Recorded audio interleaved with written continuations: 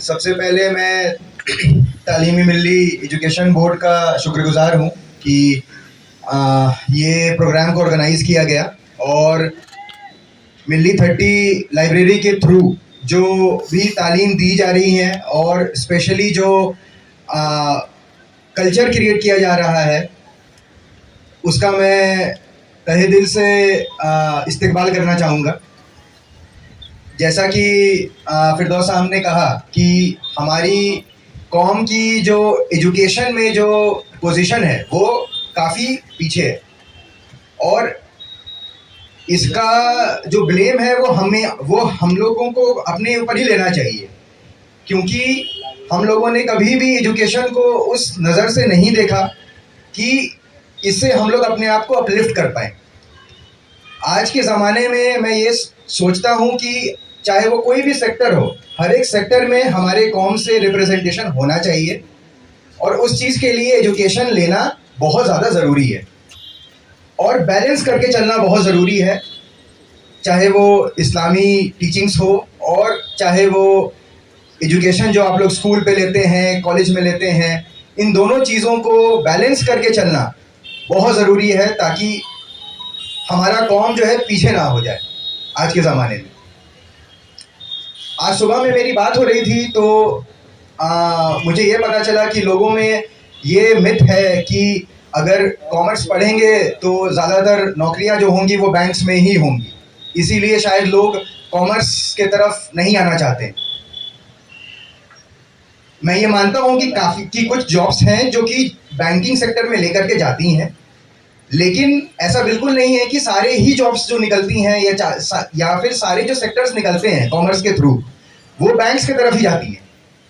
For an example, अगर मैं अलग अलग सेक्टर्स का बात करूँगा ताकि आप लोगों को पता चले कि कॉमर्स से क्या क्या स्कोप्स खुलती हैं, क्या क्या सेक्टर्स में हम लोग जा सकते हैं, अपने कॉम को रिप्रेजेंट कर सकते हैं और नाम को बढ़ा सकते हैं। तो अब जैसे मैं बीइंग अ चार्टर्ड अकाउंटेंट, हमारा जो मेन रिस्पॉन्सिबिलिटी होता है वो होता है कि जो भी बुक्स ऑफ अकाउंट्स बन रही हैं, जो भी हिसाब किताब हो रही हैं, वो ट्रू एंड फेयर रहे, मतलब कि ईमानदारी से वो बुक्स ऑफ अकाउंट्स बन रही हो, उसका हम लोग ऑडिट करते हैं कि हिसाब किताब प्रॉपर हुआ हो, जो प्रॉफिट हम लोग सरकार को दिखा रहे हैं, जिसके ऊपर टैक्स पे करते हैं हम लोग, वो सही निकल के आ रहा हो। तो यहाँ पे मेन जो क्वेश्चन होता है वो होता है इंटीग्रिटी का। हमारा जो मेन प्रोफेशन है सीए का वो इंटीग्रिटी के बेस पे चलता है कि जो बुक्स ऑफ अकाउंट्स बन रही हैं वो ईमानदारी के साथ बन रही हो, उसमें कोई चोरी ना हो। और इसको अगर मैं लिंक करूं इस्लाम के साथ, इस्लाम भी कुछ इसी तरह का सबक देता है कि ईमानदारी के साथ हम लोगों को काम करना चाहिए और कोई चोरी या कोई भी गलत काम ना हो। बीइंग अ चार्टर्ड अकाउंटेंट, जब हम लोग ऑडिट करते हैं, हमारा मेन फोकस यही रहता है कि कुछ बुक्स ऑफ अकाउंट्स में जो अकाउंट्स बन रही हैं, जो हिसाब किताब हो रही हैं, उसमें ऐसा कोई भी ट्रीटमेंट ना हो जो कि लॉ के मुखालफत हो। लॉ जो बनाया गया है अकाउंटिंग करने के लिए, लॉ जो बनाया गया है कंपनीज को गवर्न करने के लिए, जो भी कंपनीज हैं या जो भी बिजनेसेस हैं वो उनको फॉलो कर रही हैं, इसका हम लोगों को इंश्योर करना होता है अपने प्रैक्टिस में। तो ये तो काफ़ी इंटीग्रिटी वाली बात है जिसको हम लोग सभी लोगों को प्रमोट करना चाहिए। अपार्ट फ्रॉम दिस, अगर आप देखो तो एक एमबीए का है फील्ड जो ओपन होता है। एमबीए करने के बाद उसमें आप अलग अलग डिसिप्लिन में एमबीए कर सकते हैं।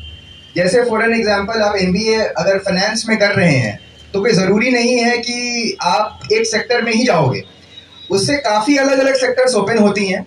जैसे कि आप कंपनी का इंटायर फाइनेंस का मैनेजमेंट देख सकते हैं कि जो कंपनी के पास फंड्स हैं उसको किस तरह से बेहतर मैनर में यूज़ किया जा सके ताकि कंपनीज जो है बेहतर मैनर में फंक्शन कर पाए। सिमिलरली एमबीए में ऑपरेशन मैनेजमेंट सिखाया जाता है कि जो प्रोडक्शन हो रहा है, कोई भी कमोडिटी अगर आज बन रही है, उसका प्रोडक्शन को किस तरह से मैनेज किया जाए। एमबीए का मेन रिस्पॉन्सिबिलिटी वो होता है मैनेजमेंट को लेकर के। जो फैक्ट्री है, फैक्ट्रीज में जो गुड्स प्रोड्यूस हो रही हैं, वहां से लेकर के जो फाइनल डिलीवरी हो रहा है कस्टमर्स तक, रिटेलर्स तक, डिस्ट्रीब्यूटर्स तक एंड फाइनली जो फाइनल कंज्यूमर्स तक आता है, वो गुड्स को मैनेज करना, इसको सप्लाई चेन मैनेजमेंट कहते हैं।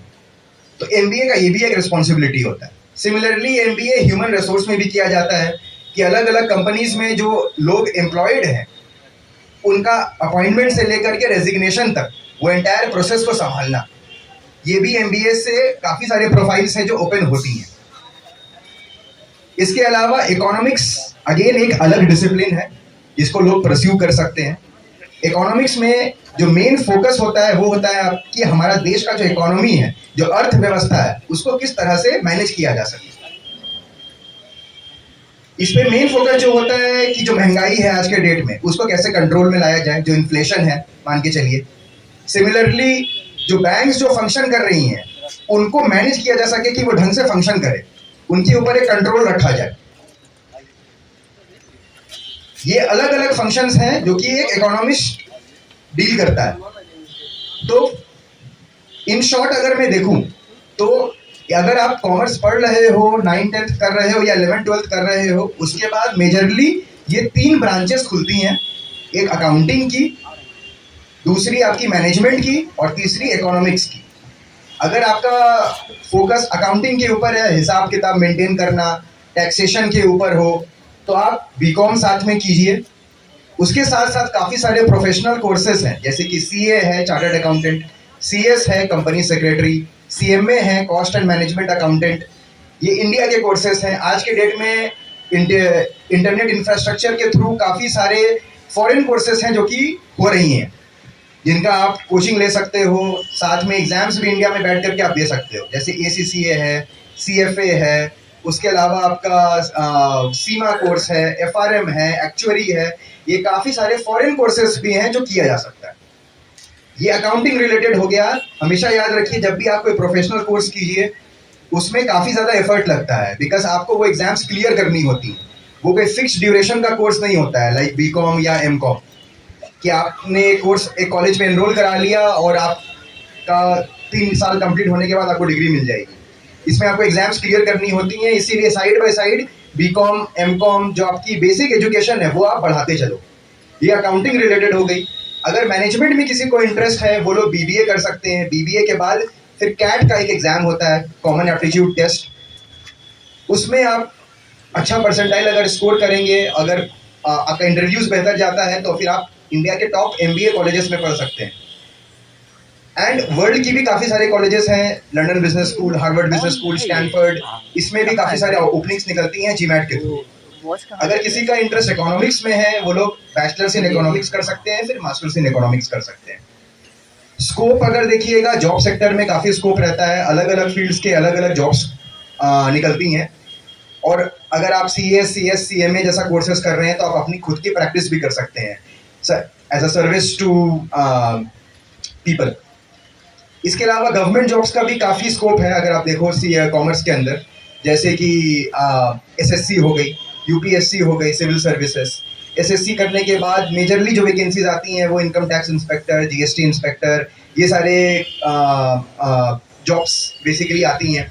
तो ग्रेजुएशन कंप्लीट करने के बाद आप SSC कर सकते हो, उसमें उसका कोचिंग ले सकते हो। मेजरली उसमें GK और आपका मैथ्स हो गया, इंग्लिश हो गया, इन सब चीज़ों को टेस्ट किया जाता है, करंट अफेयर्स SSC में। इसके बनस्पत अगर आप देखो सिविल सर्विसेज होता है UPSC यूनियन लेवल पे, स्टेट लेवल पे BPSC होती है, जिसके थ्रू आप रेवेन्यू सर्विसेज में जा सकते हैं, इनकम टैक्स कमिश्नर हो या GST कमिश्नर बन सकते हैं। इसके अलावा आपकी RBI की होती है, सेबी की एग्ज़ाम्स होती हैं, गवर्नमेंट एग्ज़ाम्स, जिससे आप स्टॉक मार्केट को कंट्रोल कर सकते हैं, बैंक्स को कंट्रोल कर सकते हैं, उसमें आप जॉब्स ले सकते हैं। ये अलग अलग एरियाज़ हैं जहाँ पे आप अपना इंटरेस्ट बना सकते हैं।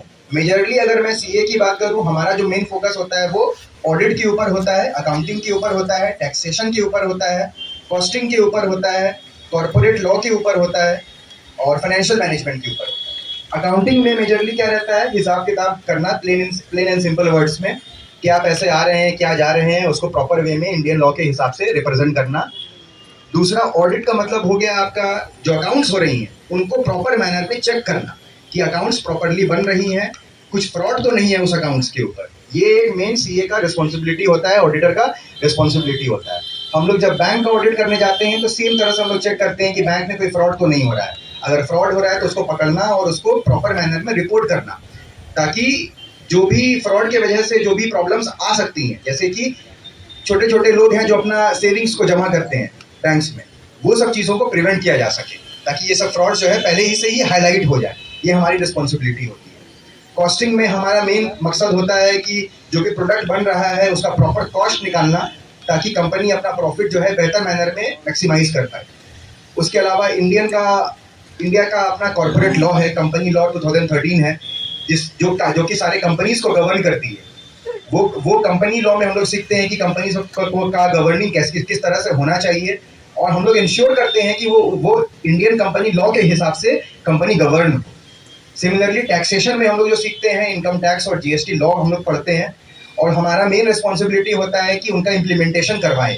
जो भी रिटर्न फाइलिंग्स होती हैं, चाहे वो जीएसटी की रिटर्न फाइलिंग करना हो, इनकम टैक्स की रिटर्न फाइलिंग करना हो, जिससे डेटा जाती है सरकार के पास और हम लोग टैक्स पे करते हैं, जिसके मदद से हमारी देश की अर्थव्यवस्था